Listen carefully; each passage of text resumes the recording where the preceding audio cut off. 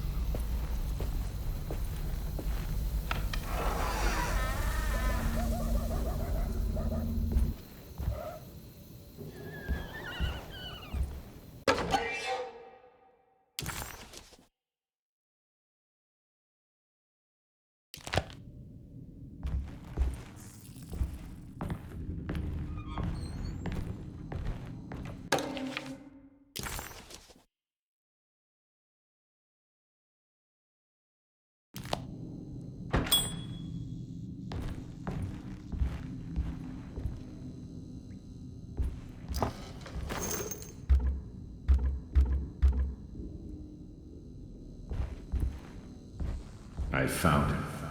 In the hotel ledger, I recognized the handwriting of the signature, Ted Stryker.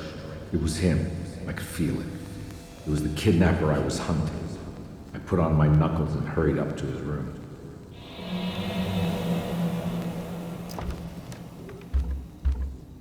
Something about that name, Ted Stryker, rings a bell. Feels vaguely familiar.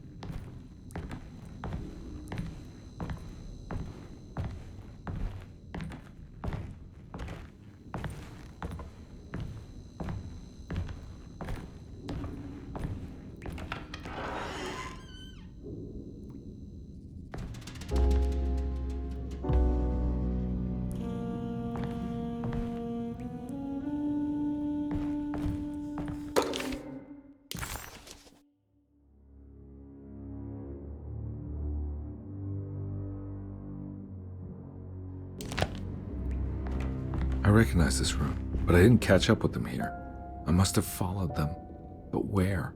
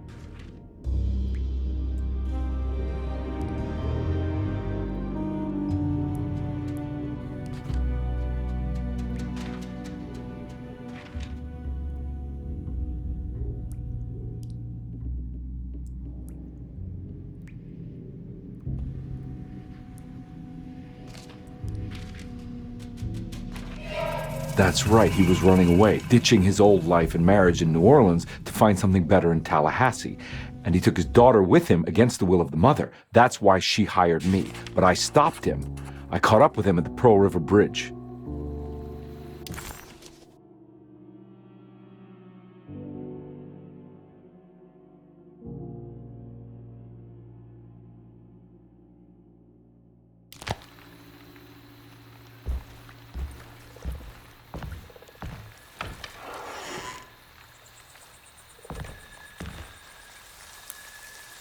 Pearl River. This is where I caught up with them. This is what the Dark Man wanted me to revisit. But I'm still not seeing it. What am I forgetting?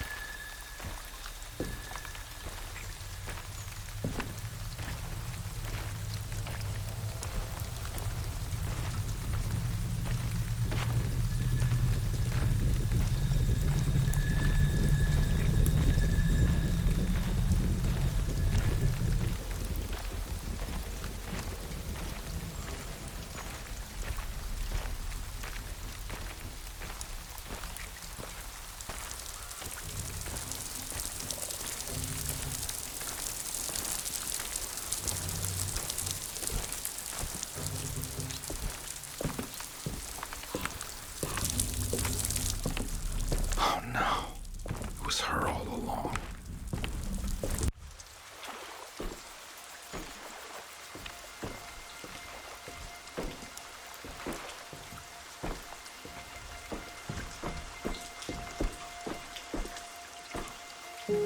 I can't believe I didn't recognize you. I looked a little different back then, I suppose. Was any of this real? How do you mean? This day, just... so much is happening. I can't... I think I've lost my head. Do you need me to apologize? I mean... I am sorry. I don't think I need to begin to explain. You're just a kid, Grace. I'm really sorry. I didn't mean for it to happen. Lies. More lies. No, really. I thought I was being a good guy by handing you over to your mother. I didn't know. I couldn't have known that she wouldn't care about you. I don't know how this works. What is this for?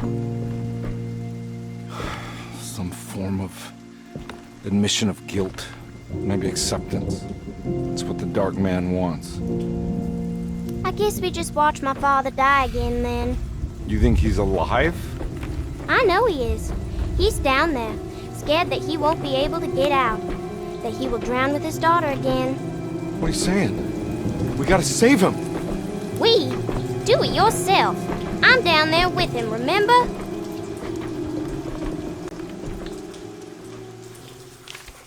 Can I really save them? This all happened so long ago. Carnby had run their car off the bridge. He pulled Grace out of the sinking car, but left her father to drown. He could have saved him. There was time. He just chose not to. Instead, he took Grace back to New Orleans and collected his paycheck. I have to find a way to get down there. I have to see it with my own eyes. There was a boat at the house where I entered. If I can raise the bridge, I should be able to get to the car.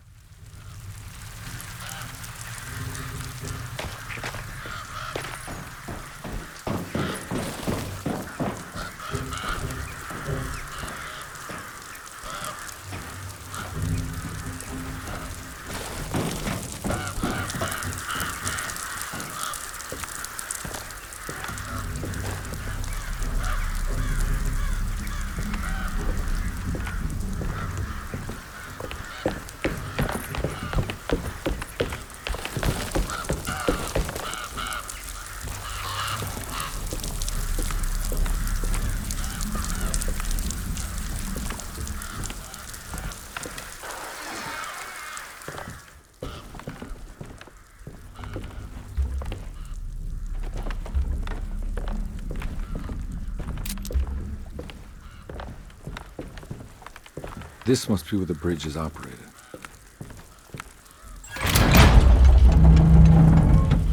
Nothing's happening.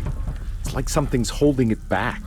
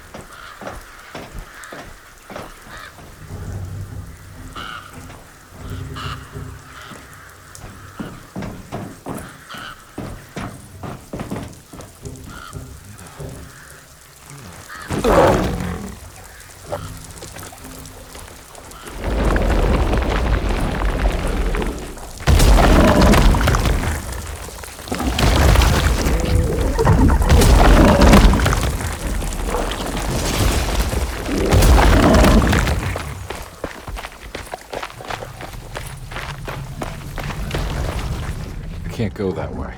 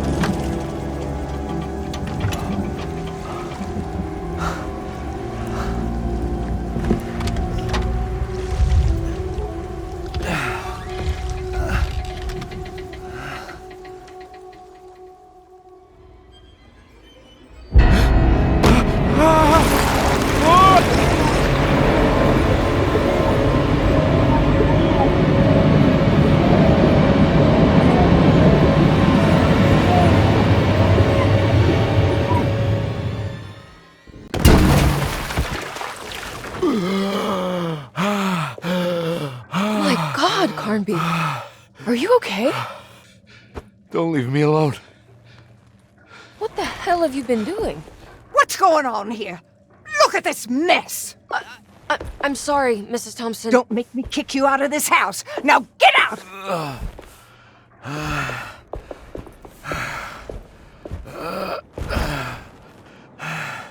Hey, Detective. Mr. Carnby. I'm really worried about you. I'm okay. I just need to catch my breath for a moment. This place? There are some very disturbed figures around here. And I don't think it's just the patients. I've been reading some things about how Derceto has a deranging effect on people. I think it might explain things. What? Just take it easy, okay? I'm gonna go find a way into Dr. Gray's apartment. I want to know what he's hiding. Emily, don't worry. I think I'm close. I'm gonna set everything right. Just be careful.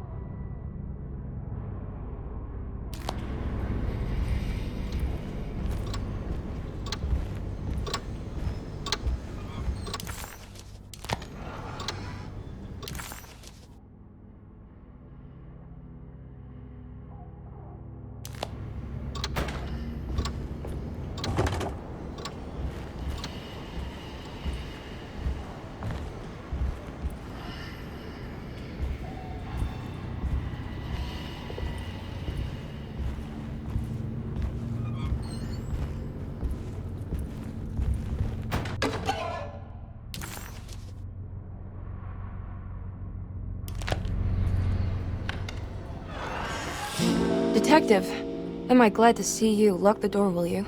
I don't think Dr. Gray would appreciate us snooping around. What's going on here? This feels so strange. Detective Carnby felt removed from himself. Like driving drunk, he carefully tried to navigate his environment. What the hell was going on? Was he finally losing his mind? At least Emily was here to call the police if he went off the deep end.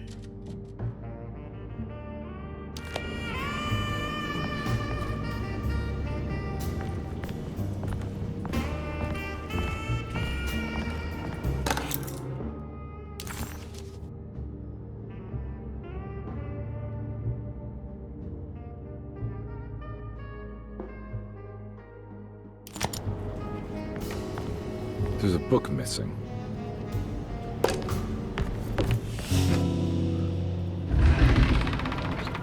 What did you do? I was just rearranging the books. Well, come on, let's check it out.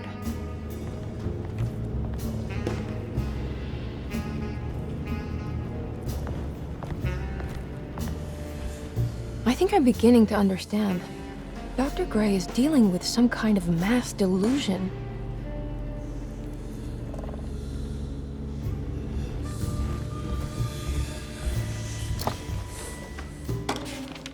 Good to finally meet you, Mr. Hartwood. I'm here on the behalf of your brother Philip. You were expecting me, weren't you? Yes. You're from DeSoto, no? That's right. I just wanted to ask you a few questions to see if there is anything I can do to help you and your family. Okay. I understand you're full of imagination. You make up a lot of things. I suppose. And you obsess over them, blurring reality and fiction. Sometimes. Do you want to tell me about the Dark Man? No, I don't. That's all right. Perhaps there is something else you can tell me. Something you know to be made up, but you hold dear. Juan? John? Who's John? No, Juan Luis Jorge. Oh, wait there a moment. Here, take a look. Is he... Oh, he is the author. It's a magnificent book. Life-changing even. The real Juan is long dead, but I like to think of him as my friend. My most beloved friend. I see. Do you often do this? Fantasize about people you read about? No. Well, there is Jacob. Who is Jacob? Turn to the last page. Oh, it's a newspaper article. The Prisoner of Ice, Jacob van Ostad. Is he also your beloved friend? Oh, no, Doctor. Not at all. He is the fire that fights fire. Yes, I think it's clear your overstimulated imagination, this mania, needs to be tempered for you to live a normal life. I know your family calls it the Hartwood curse, but I want you to know that there is nothing supernatural about your condition. It's all inside your head. And with that, I'm very qualified to deal with. In time, you will be cured. In time. Yes, in time we will exorcise all your demons, all the dark men. Yeah! Please, Mr. Hartwood, calm yourself. What happened? Oh, don't you worry your little head about it, Miss Hartwood. Your uncle and I just had our first breakthrough.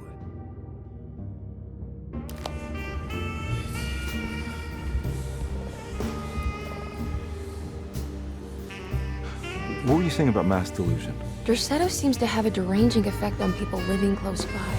It has a history of creating cults devoted to some nature goddess. Even the name DeSoto refers to the cult existing here before the Civil War. DeSoto was the name of an ancient fertility goddess worshipped in Syria. Dr. Gray and his friends, however, seem to prefer The black goat of the woods with 1,000 young, or Shub-Nigroth. And that name can only have come from my uncle's twisted mind.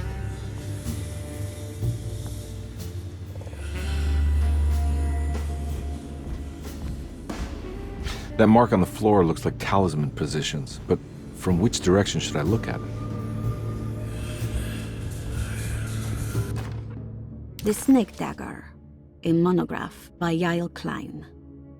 In Ludwig Prin's book on pagan rituals called The Mystery of the Grave, as translated by Nicholas Vachy, there are several references to a sacrificial dagger called the Snake Dagger.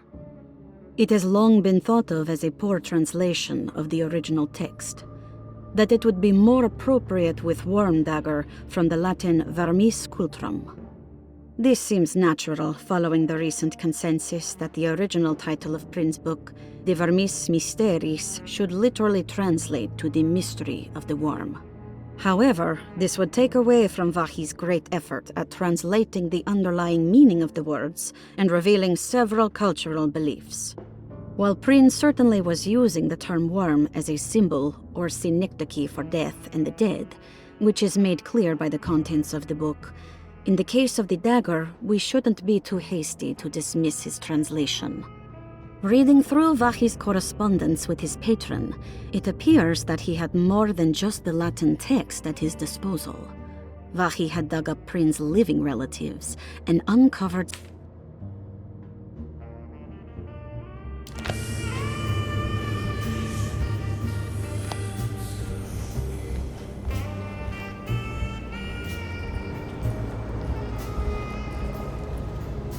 You think all of them are in this cult business?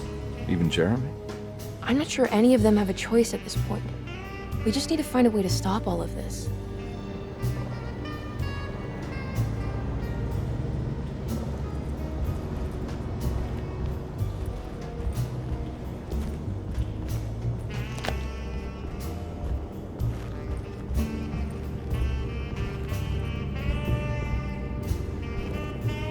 I've been so busy trying to free your uncle from the promise he made to the Dark Man. I guess I kind of just let everything else go.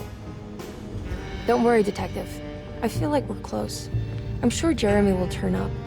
If he is part of the cult, he wouldn't want to miss the Feast of St. John. I just need enough information to make him see the truth. I hope you're right, but I doubt he'll show up. Not as long as the Dark Man's got him hiding.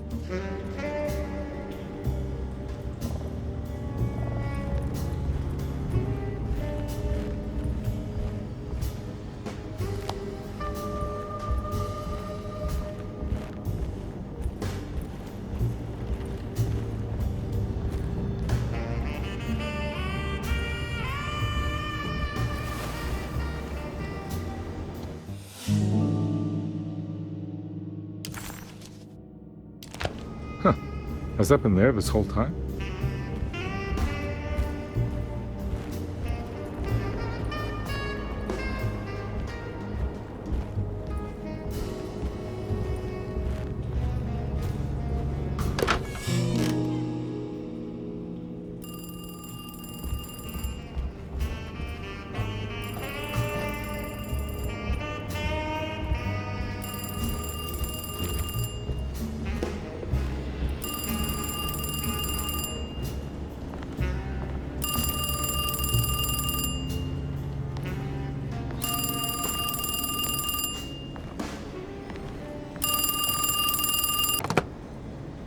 Hello? Detective Carnby? Who is this? Jeremy? Jeremy is with the Dark Man. You can't save him. Well, I've done everything you wanted so far, and there's just one more thing on the list. I expect him to keep his promise and return Jeremy unharmed. Get out, Detective, while you still can.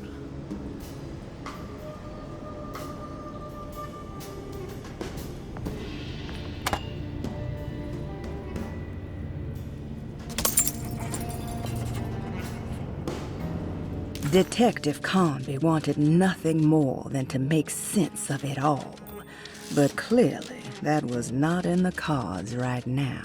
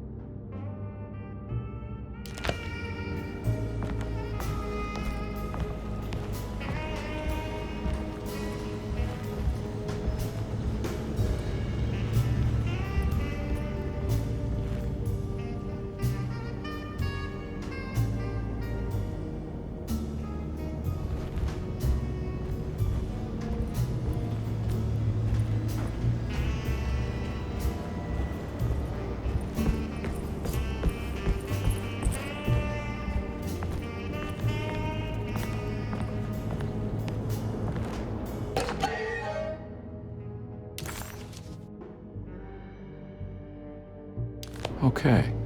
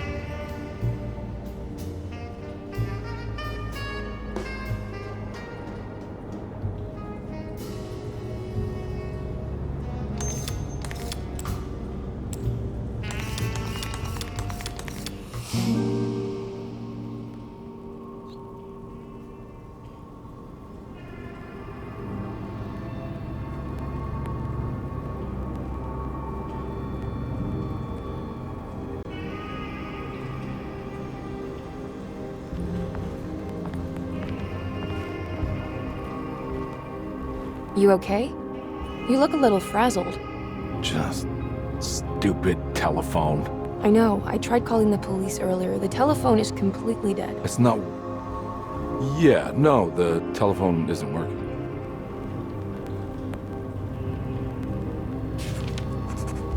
Detective Carnby was worried Emily could tell, that she could see the madness written on his face. But what if he was the only one seeing the truth? Could that still be the case? If only he could find evidence that would make her understand that he had seen beyond the veil, or at least something that would show her he was worth the money she was paying him.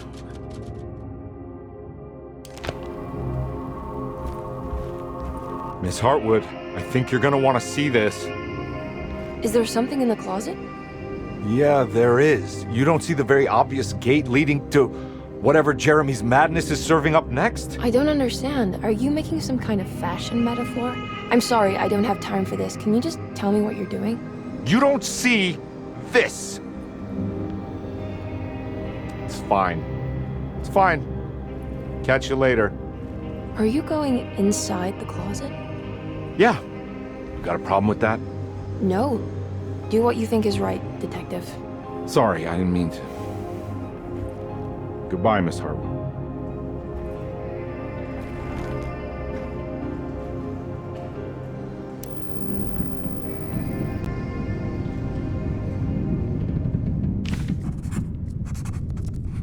Disheartened by his failure to make Emily understand what he was doing, Detective Carnby actually felt better seeing the frozen hell before him. There was a finality to it. Its clear symbolic opposite to the dark man's desert made him realize this was the end. Soon it would all be over.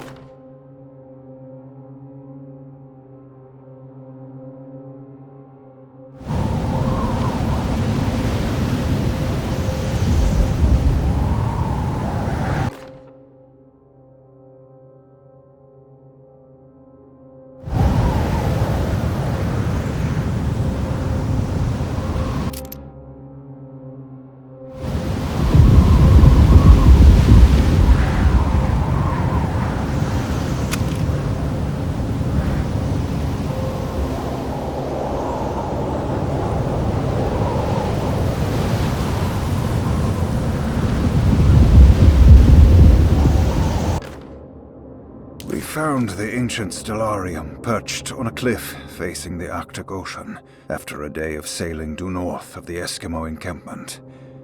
Jacob van Oostad was our most keen member of the expedition.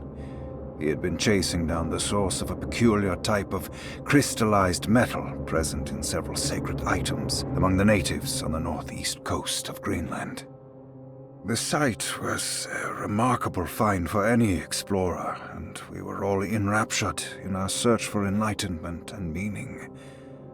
The surviving architecture seemed almost unearthly in origin and astonishingly sophisticated. The metal Jacob was searching for was abundant, almost ubiquitous. We were so taken by our find that we were surprised by the sun falling below the horizon. As we quickly picked up our gear, ready to head back to our camp, Jacob van Oostad declared that he wanted to stay. He was adamant. We begged him to reconsider. The night would be getting colder by the hour, and we feared for all our safety. Jacob refused, threatening us with violence if we wouldn't leave him alone. As the snowfall turned heavier, we left him there on his own. The next day, the weather became worse, and we had to spend hours enforcing our shelter as our tents became increasingly useless. The group had written off Jacob, thinking he must be dead. I had an urge to make one final attempt to save him, so I headed out as darkness fell with a handful of flares and headed toward the coast and up the climb towards the stellarium. That's when I saw him, transfixed by a burning sky, that celestial lantern. Jacob keeled over and let out a painful shriek that struck me with such fear and pity. He was crying in agony, for the cold weather had ravaged his flesh. I called out to him, and he turned to face me. His vacant stare held me in place like a needle through a butterfly, and he said, "You must leave now, Herstan. Go, and never come back." And so I left.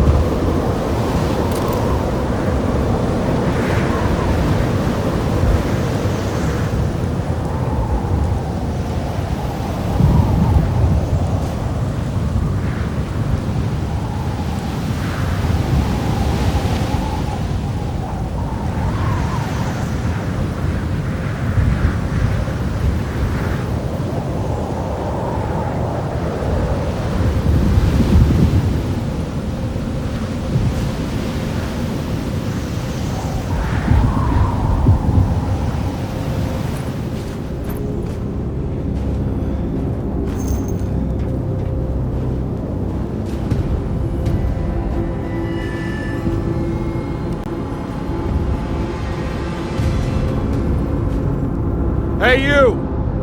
What are you doing here? What is this place? Turn back, detective. You're not wanted here. Whoa, take it easy. I'm not your enemy. Oh, you're wrong, detective. You're wrong.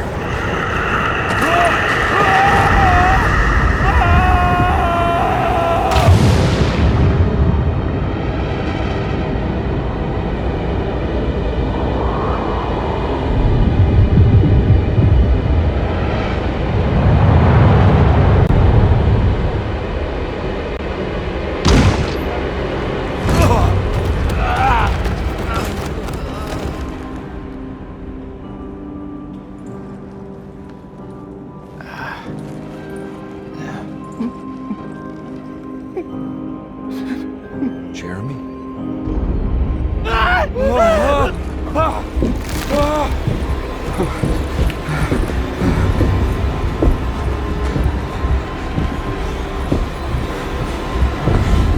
did everything! Aren't you happy? Stupid charlatan! What more do you want from me? You want me to lose my mind? Oh, my lord! Doctor! Baptiste! Quick! Jesus. What are you thinking, Carnby?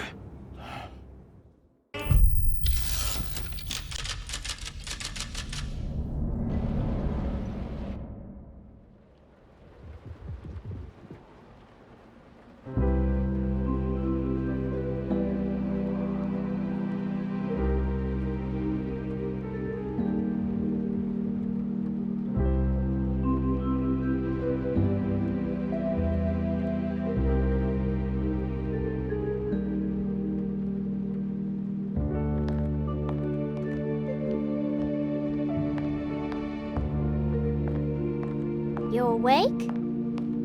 You are awake. Mr. Carnby's up. Hey, buddy! I thought you'd be knocked out for the rest of the night. Come on out and join us, will you?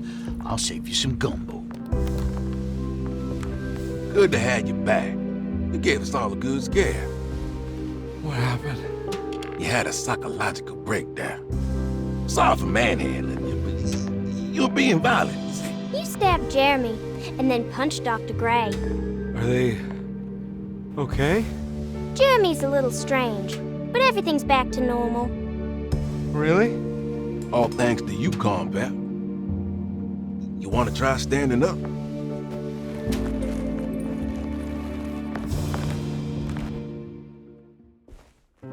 Well, if it isn't the hero of the day. How are you feeling, Detective?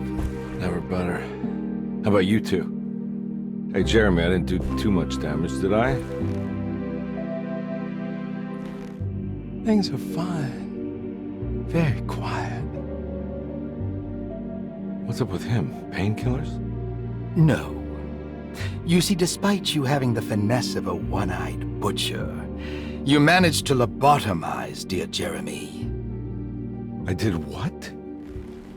It's actually quite impressive. It's not like I hadn't considered it myself. I just wish Jeremy could have been helped without reducing his personality to that of an oyster. But he's gonna live. Of course. As long as someone keeps feeding him, he'll outlive the best of us.